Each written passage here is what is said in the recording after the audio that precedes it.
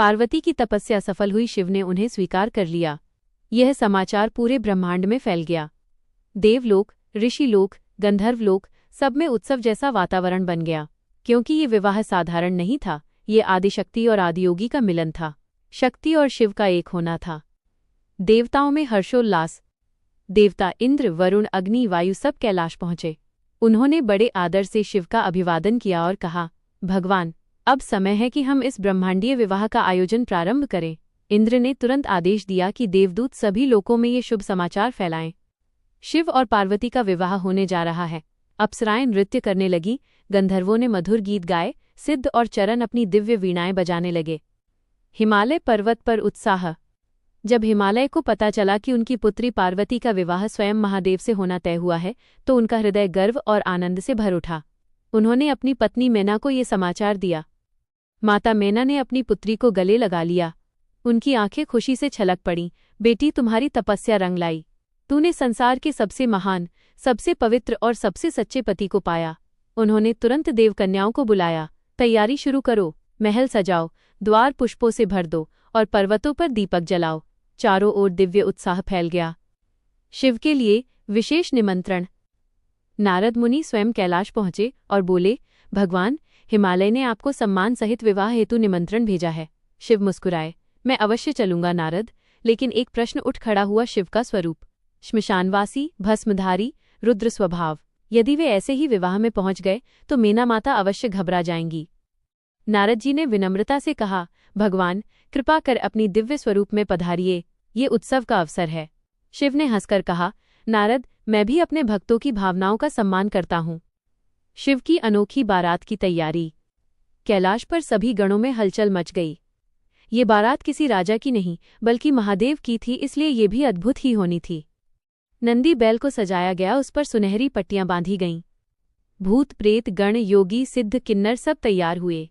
कोई नगाड़े बजा रहा था, कोई शंख फूंक रहा था, कोई तांडव करने में मग्न था। बारात ऐसी थी कि दिव्य और विचित्र दोनों एक साथ।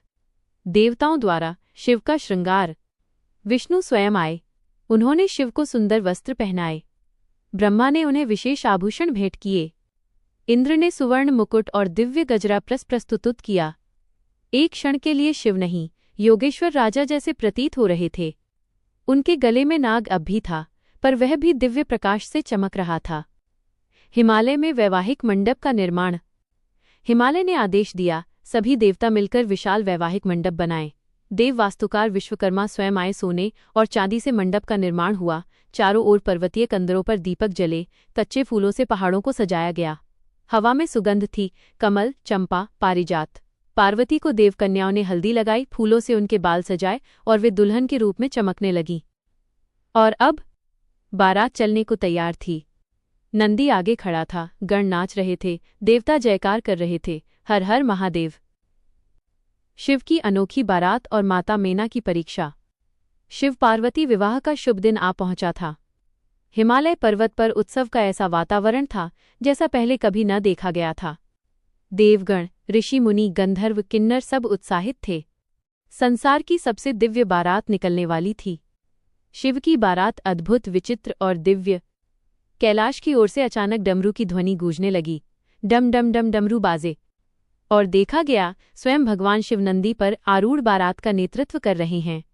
लेकिन ये कोई साधारण बारात नहीं थी, ये ऐसी बारात थी जिसे देखकर देव भी हंसे, मनुष्य भी चकित हों और राक्षस भी भयभीत। बारात में कौन कौन था?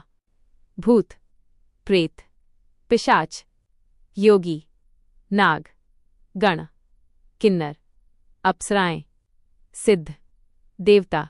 कोई बड़ी बड़ी दाढ़ी वाला पिशाच नृत्य कर रहा था, कोई कंकालों से बनी माला पहनकर जयकार कर रहा था, कोई तांडव कर रहा था, कोई ढोल पीट रहा था। सब मिलकर केवल एक ही नाम गाते, हर हर महादेव। शिव का रूप भी विलक्षण। शिव ने भले ही देवताओं से सुंदर वस्त्र धारण किए हों, पर उनके स्वभाव के बिना वे अधूरे थे।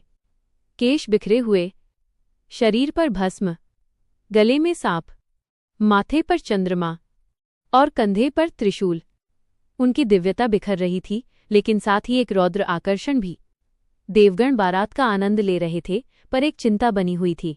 माता मैना को ये बारात कैसी लगेगी? हिमालय में हड़कंप। जैसे ही बारात पर्वत राज्य के पास पहुंची, पहले तो दूर से आने वाली आवाजें सुनाई दी। हर हर महादेव, बोल बांके नाथ की जय। हिमालय और मेना उत्साह से द्वार पर आए, पर जैसे ही उन्होंने बारात को पास आते देखा, मेना स्तब्ध रह गईं। माता मेना का भय, उनकी आंखें फैल गईं। उन्होंने देखा, भूत नाच रहे हैं, प्रेत उछल कूद कर रहे हैं, कोई आग उगल रहा है, कोई अस्थियों की मालाएं पहने हुए है। उन्होंने कांपते हुए कहा, हे देवताओं, यह कैसी बारात है? क्या मेरी कोमल पवित्र पुत्री ऐसे भूतों प्रेतों के बीच विवाह करेगी? फिर उनकी नज़र शिव पर पड़ी, भस्मधारी सर्पधारी, और वे डर से पीछे हट गईं। मेना का रोदन। मेना ने हिमालय का हाथ पकड़ लिया। मैं अपनी बेटी को इस रूप वाले वर को कैसे सौंप दूं? मैं ये विवाह नहीं होने दूंगी। देवताओं में हलचल मच गई। इंद्र, ब्रह्मा, विष्णु सब मेना को समझाने पहुंचे। विष्णु मुस्कुराकर बोले, देवी, शिव संसार के सृजन, पालन और संहार तीनों के मूल हैं। वे भले बाहरी रूप से साधारण लगें, पर वे अनंत ब्रह्म हैं। मेना फिर भी आश्वस्त नहीं हुई। नारद जी का समाधान। नारद मुनि आगे आए और बोले, मेना माता, आप शिव का रौद्र रूप देख रही हैं, लेकिन आपने उनका सौम्य विवाह योग्य रूप नहीं देखा।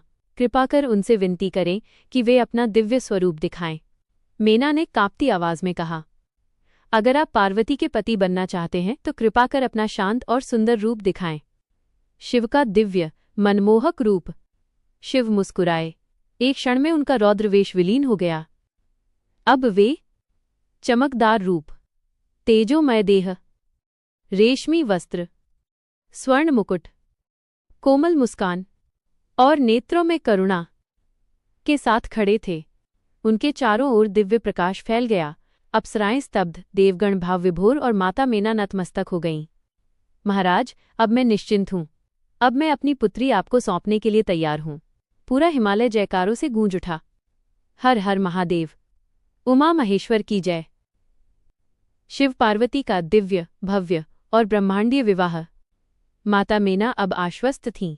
उनके सामने खड़े भगवान शिव अब भस्म और नागधारी नहीं, बल्कि तेजस्वी, सौम्य, दिव्य रूप वाले परमेश्वर थे। हिमालय पर्वत पर प्रसन्नता की लहर दौड़ गई। देवता, ऋषि, गंधर्व, किन्नर सब अपने अपने कार्यों में लग गए, क्योंकि अब समय था उस विवाह का जिसका पूरे ब्रह्मांड को इंतजार था। दुल्हन के रूप में पार्वती। देवकन्याएं पार्वती को सजाने में लगी थीं।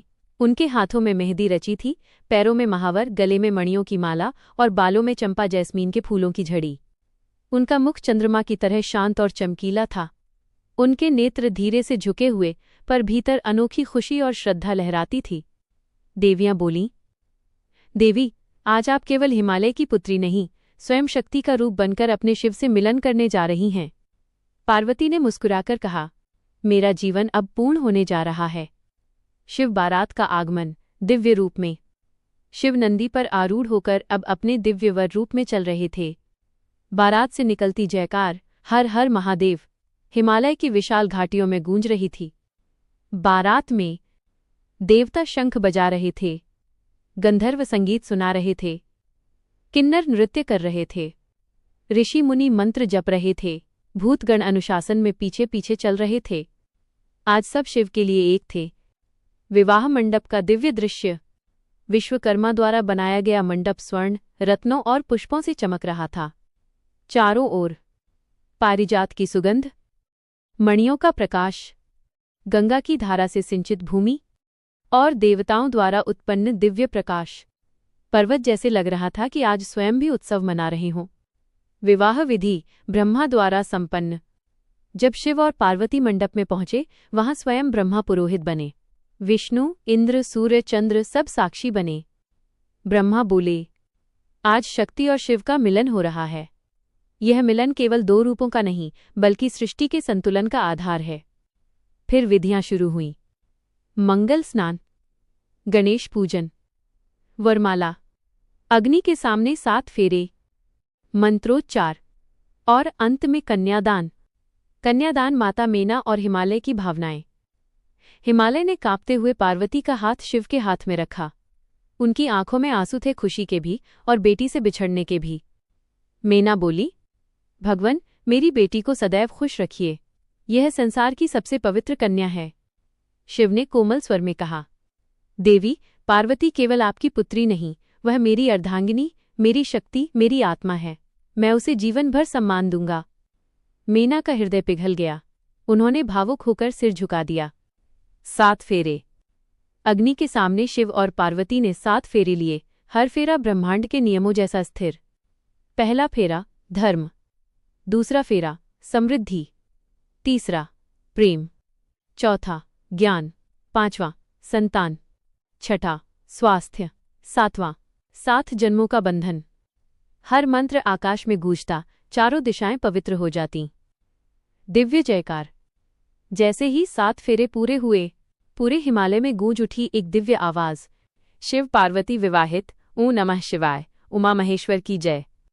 फूलों की वर्षा होने लगी। देवताओं ने आकाश में उत्सव मनाया, पृथ्वी पर आनंद की लहर दौड़ गई। अंततः ब्रह्मांड का सबसे पवित्र मिलन पूर्ण हुआ। शक्ति शिव से मिल चुकी थी, और इस मिलन से संसार में संतुलन, प्रेम और धर्म का आधार स्थिर हो गया। शिव पार्वती का कैलाश में आगमन और पहला जीवन। शिव पार्वती का दिव्य विवाह संपन्न हो चुका था। अब वे कैलाश पर्वत लौट रहे थे। पूरा ब्रह्मांड इस मिलन की महिमा से चमक रहा था। गंधर्व, अप्सराएं, ऋषि, देवता सबने उन्हें जयकारों के साथ विदा किया। 1 कैलाश में स्वागत। कैलाश के शिखर पर पहुंचते ही नंदी और गणों ने डमरू की ध्वनि से स्वागत किया। पर्वतों से फूल बरस रहे थे। गंगाजल से भूमि पवित्र हो रही थी। हिमालय और मेना माता अपने पुत्री और दामाद को देखकर भावुक हो गए। पार्वती ने कैलाश की ठंडी हवा में दीपक जलाकर पूजा की और कहा, ये मेरा नया घर है, अब मेरा जीवन शिव के साथ शुरू होगा। शिव मुस्कुराए और बोले, देवी, अब हम दोनों मिलकर सृष्टि की रक्षा करेंगे। 2 प्रथम संवाद। शिव और पार्वती पहली बार शांत वातावरण में बैठे। शिव ने पार्वती से पूछा, अब तुम्हारा मन कैसा है? क्या तुम्हें कोई दुख है? पार्वती ने विनम्रता से कहा, स्वामी, मेरा मन प्रसन्न है, लेकिन अब ये जिम्मेदारी भी है कि हम अपने प्रेम और शक्ति से संसार में संतुलन बनाएं। शिव ने सिर झुकाया और कहा, हाँ, यही हमारी धर्म है। मैंने तुम्हारे तप को देखा, अब तुम्हारी शक्ति मेरी संगिनी बन चुकी है। 3 कैलाश का जीवन। कैलाश में पहला जीवन बहुत सरल और दिव्य था। शिव ध्यान और योग में लीन रहते थे। पार्वती घर की व्यवस्था करती थीं। गण, भूत, किन्नर और नंदी सभी सेवा में तत्पर थे। पर्वत की नदियां शुद्ध जल से प्रवाहित होती थीं। शिव ने पार्वती को भोजन करने का महत्व समझाया, क्योंकि योग और तप के बावजूद जीवन के लिए भोजन आवश्यक था। पार्वती ने अपने हाथों से भोजन बनाया और शिव को परोसा। ये पहली बार था जब शिव ने पार्वती के हाथों का भोजन ग्रहण किया। 4 शिव पार्वती की शक्ति का जागरण। इस जीवन के माध्यम से पार्वती ने महसूस किया कि उनका विवाह केवल प्रेम का नहीं, बल्कि सृष्टि के संतुलन का आधार है। जब संसार में असुर बढ़ते, शिव की शक्ति के साथ उनका प्रभाव कम किया जाता। जब देवताओं को संकट होता, पार्वती की करुणा और शक्ति उन्हें मार्गदर्शन देती। यह जीवन प्रेम, समर्पण और शक्ति का अनोखा संगम था। 5 भविष्य की तैयारी। शिव और पार्वती जानते थे कि संसार में हमेशा संकट रहेगा। तारकासुर और अन्य असुरों की संभावना, धर्म की रक्षा की आवश्यकता, मनुष्यों और देवताओं की भलाई।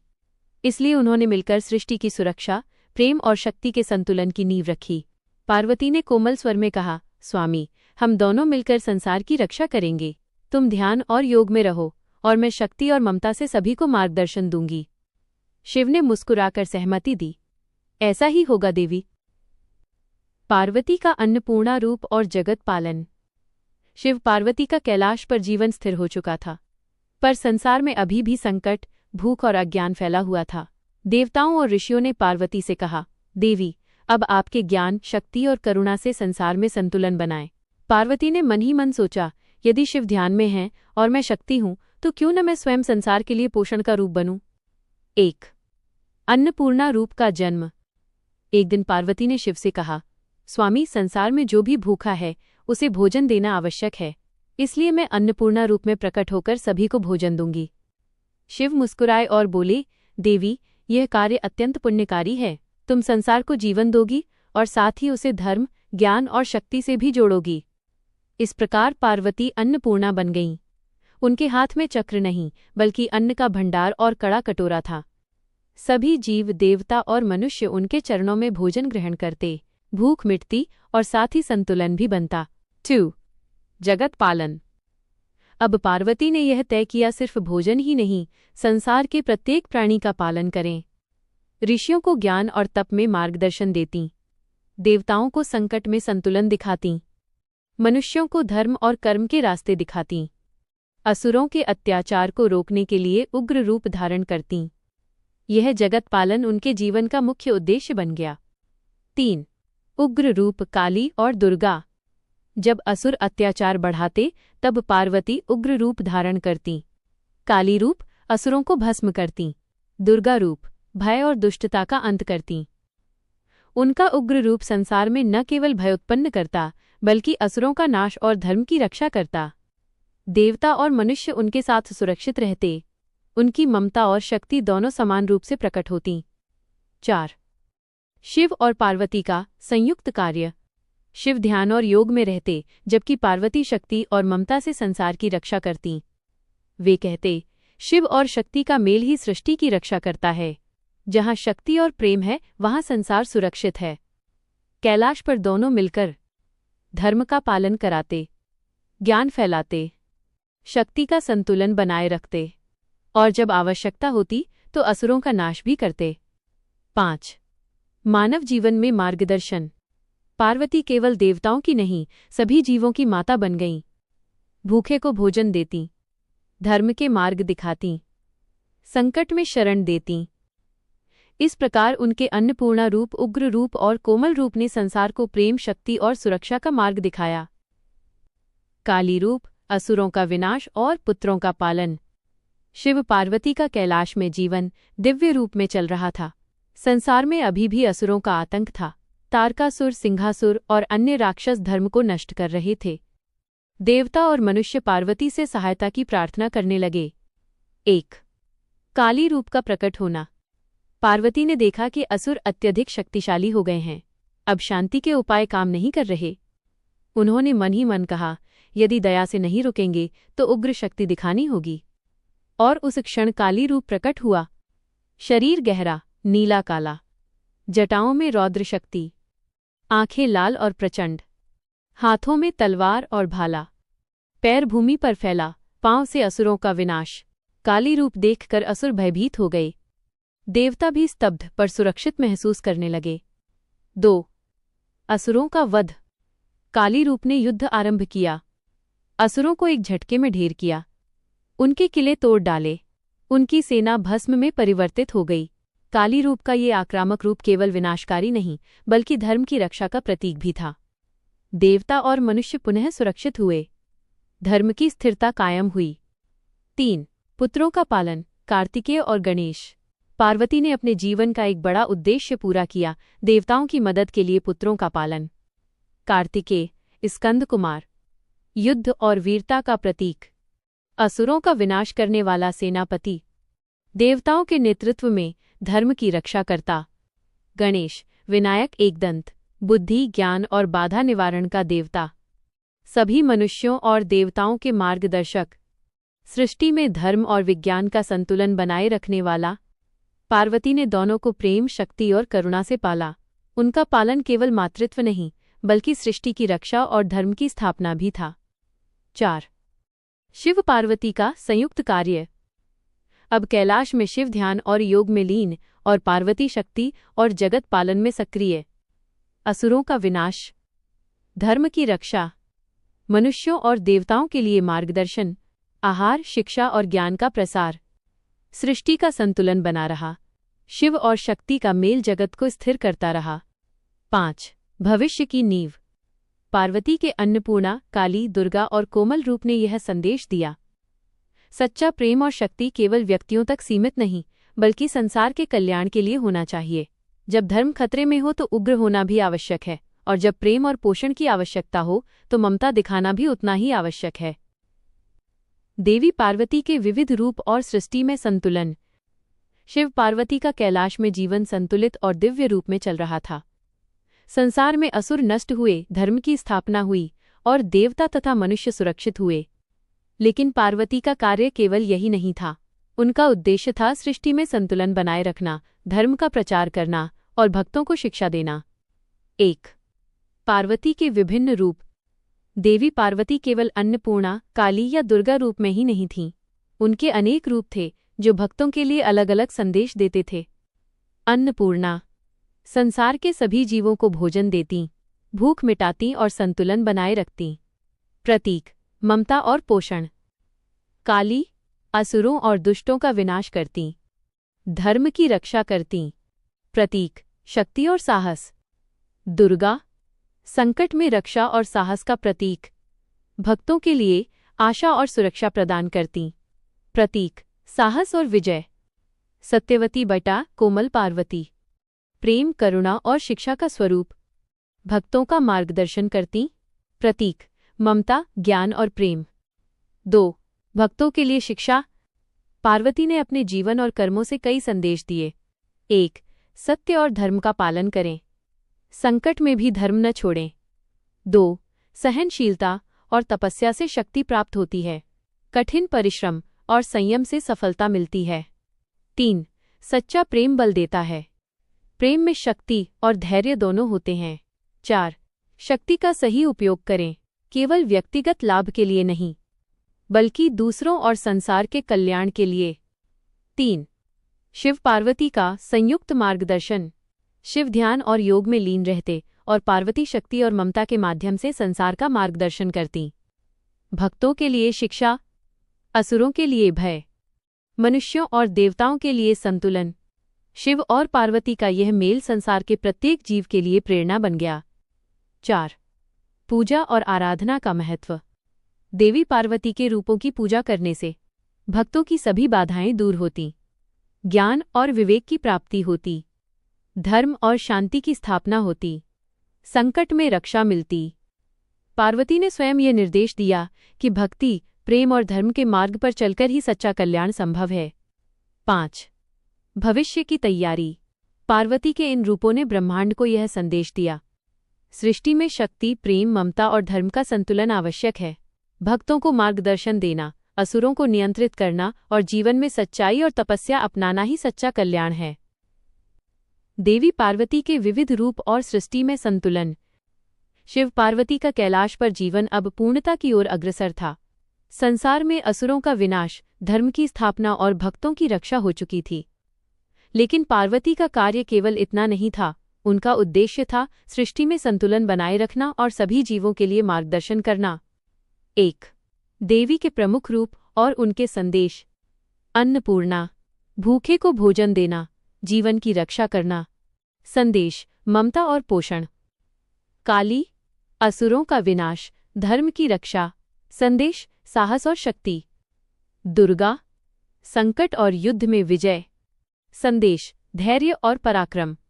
सत्यवती बटा कोमल पार्वती प्रेम, करुणा और शिक्षा। संदेश ज्ञान और सच्चाई का मार्ग। लक्ष्मी रूप समृद्धि और खुशहाली। संदेश संतुलित जीवन और नैतिक संपन्नता। 2. शिव पार्वती का संयुक्त कार्य।